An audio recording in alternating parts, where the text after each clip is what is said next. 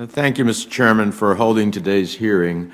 The United States is the world's leader in trusted and recognized brands, the ones most in demand, the ones that command the best prices, and therefore the most vulnerable to knockoffs. That's why protecting our reputation and the investments we have put into it is so important. 4 years ago, families and businesses in New Jersey began contacting me about the increasing prevalence of counterfeit goods available for purchase online, particularly fake prom and wedding dresses.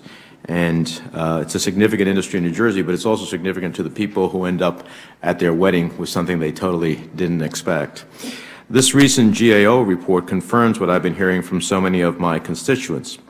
Now, the Trade Facilitation and Trade Enforcement Act that Congress passed in 2016 contained report language that I authored with the Chairman to raise the enforcement priority for fake products, specifically those shipped as gifts to avoid customs duties and detection. So, Ms. Smith, I know there's been a line of questioning on this, but I know that CBP has been working on this issue, but I'm still unclear as to how the agency has implemented that language. Does a package marked as a gift that originates from a business address in a country like China, which is one of the worst offenders, which is documented by CBP and other sources as being a major source of counterfeits, trigger any red flags for our agents? Has the screening process changed since the passage of the Trade Enforcement and Facilitation Act? Senator, I think what we have done is to focus our targeting efforts in this area with specific targeting rules around gifts, as you note, which are identified as small packages, or other areas like household goods that can be a generic description but may contain counterfeit goods, as we've seen in the past. I think the other important area in this instance is to ensure that the representatives of the fashion industry and the folks that your constituents are looking to buy safe, legitimate goods from is to work with Customs and Border Protection to record their marks, to ensure that we know exactly what a legitimate product looks like, and we are working with that company to provide training to our officers and product information. And we'd be happy to work with you and your staff. And my question is, are you using an algorithm? What are you using to actually flag something that is quote unquote a gift and is the preferred vehicle by which these counterfeit goods come to the United States?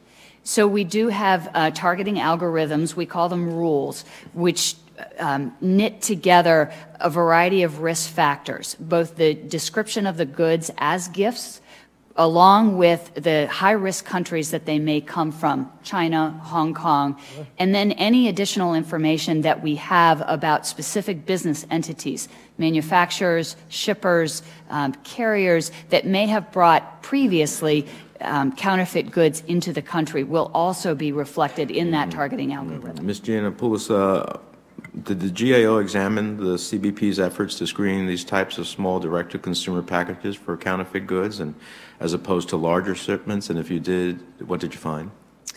Well, our work, while we did purchase 47 items and found 20 of them counterfeit, we did talk with CBP and ICE as far as their enforcement efforts.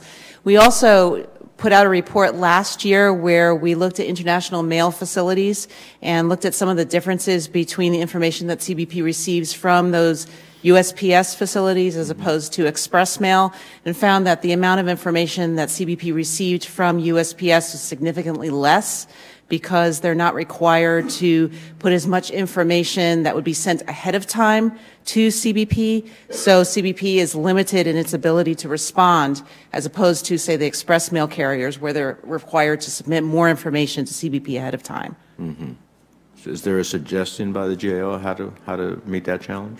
Well, one of the things we were recommended in this report was for CBP and ICE to work more closely with the private sector to see what information would be most helpful for the private sector and CBP to share in order to address some of these counterfeiting shipments, and because some of the shipments are coming from within the United States.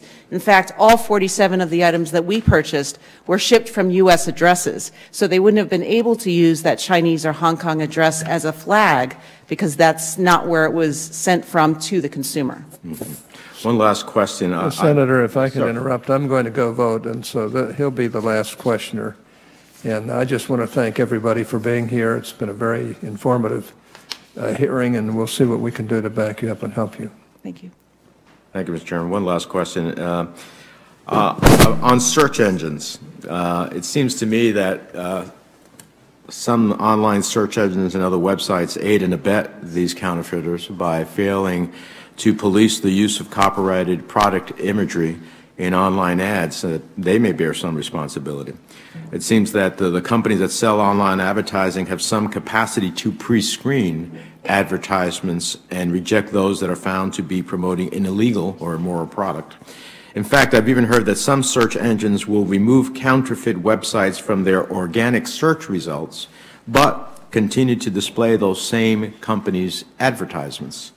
In other words, some sellers of online ads may be continuing to receive advertising fees from companies they know to be breaking the law. So if search engines like Google and social networks and other sellers of online ads are unwilling to filter these types of illegal advertisements, I hope, I look forward to working with the committee to explore policy options to address this threat to American businesses. I wrote Google a letter last year asking them to address this issue and explain their policies on cracking down at advertisers of counterfeit goods, but I still haven't had a response. So the question for any of our witnesses, in what ways should we look to cooperate with search engines and those who sell online advertising to make it more difficult for counterfeiters to reach their target audience? Are there ways to share additional information with these companies to make it easier to crack down on counterfeit ads? Anybody have any insights into that?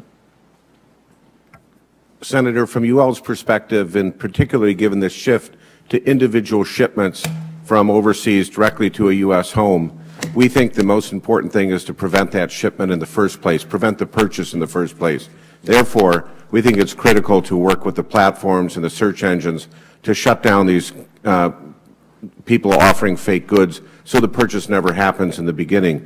Once that little envelope leaves and heads to a constituent in your state, it's very, very hard for the authorities to intercept it. So I think stopping the purchase in the first place by shutting down these bad websites is very important.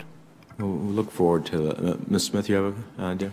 I just wanted to support what Mr. Brady said and also reiterate that we think that the platforms, the marketplaces, have to be part of the solution. They are sort of a new business entity for us that has popped up over the last couple of years. And I think we, as a government community, need to consider what their role, what their information is, and what the expectations for them should be. Well, we look forward to following up on those. Yes, Ms. Giannapoulou. And I'll address it from the other end of the spectrum as far as the consumers. If a consumer receives a product that is counterfeit, the websites that we spoke with were very anxious for those consumers to report it back to the website so they can take some action. If they don't know that the consumers are purchasing counterfeit items on their websites, it's difficult for them to do something about it. So as part of our recommendations in the appendix for consumers suggestions we received from CPSC and others, we suggest that consumers report those counterfeit items promptly.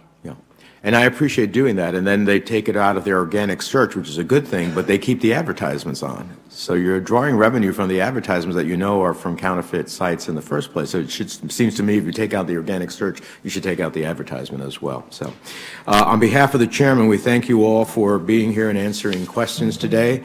Colleagues who have written questions are asked to submit them by the close of business next Friday, March the 16th. And with that, this hearing is adjourned. Thank you very much.